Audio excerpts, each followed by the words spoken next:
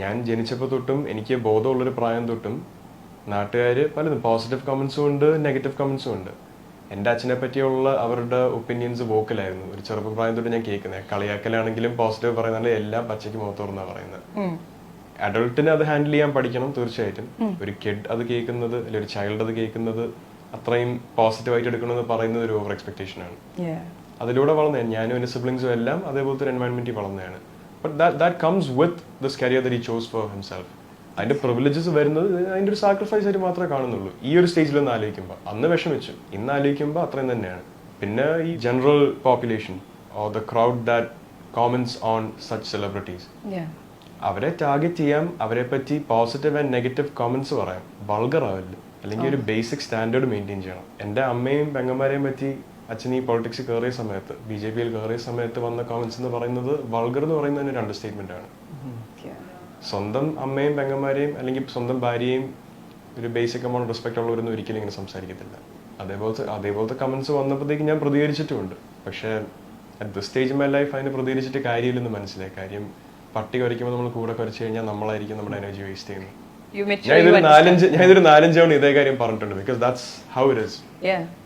We are wasting our energy if we respond to something that doesn't bring any sort of growth in our life. നമുക്ക് productive ഇല്ലാത്തൊരു കാര്യത്തിന് നമ്മുടെ സമയം waste ചെയ്താൽ നമ്മുടെ സമയം മാത്രമാണ്. മാധവ് എന്തെങ്കിലും ഇമിറ്റേറ്റ് ചെയ്ത് കാണിച്ചോ? ക്യാമറ കാണിക്കാത്തതാണ്. ഇമിറ്റേറ്റ് ചെയ്യേണ്ട ആവശ്യമില്ല. ചില സമയത്ത് മാധവ് ആക്ച്വലി അച്ഛന്റെ ചില സാധനങ്ങൾ വരും, നോട്ടങ്ങള് സംസാരത്തിൽ വരും. അപ്പൊ ഞാൻ സുരേഷ് ആണ് അടുത്ത്. Sometimes his body language will be like sir. Gestures during his conversation or something. അത് എപ്പോഴും കറക്റ്റാ சொல்ல முடியாது, but we can feel it. It's ആ വഴിക്ക് അവിടെ വരുന്നുണ്ടെന്നല്ല. അപ്പൊ അത് അവിടെ ഉണ്ട്, അതിന്റെ ഉള്ളിലുള്ളിലുണ്ട്. ജീനിലുള്ള നമുക്ക് ഒന്നും ചെയ്യാൻ പറ്റത്തില്ല. സിനിമ റിലീസിലേക്ക് വന്നുകൊണ്ടിരിക്കുന്ന സമയമാണ്. എന്താണ് ഒരു സെന്റൻസിൽ ഈ സിനിമ കാണാൻ പോകുന്ന ആൾക്കാരോട് പറയാനുള്ളത്?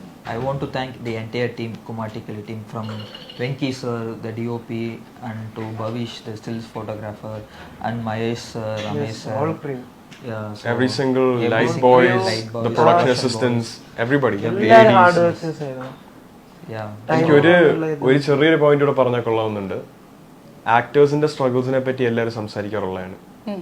ഞാൻ ഒരു ആക്ടറിന്റെ ഉറക്കവും സാക്രിഫൈസ് ചെയ്ത് സ്ക്രീനിന്റെ മുന്നിൽ 12 hours ഒരു ദിവസം വർക്ക് ചെയ്യുകയാണെങ്കിൽ ഞാൻ ആ 12 hours വർക്ക് ചെയ്യുന്ന ദിവസം ഈ അസിസ്റ്റൻസും എൻ്റെ പ്രൊഡക്ഷൻ ടീമിലുള്ള ആൾക്കാരും ഡയറക്ഷൻ ടീമിലുള്ള ആൾക്കാരും ഒരു ദിവസം ഒരു 16 hours വർക്ക് ചെയ്യാറുണ്ട്.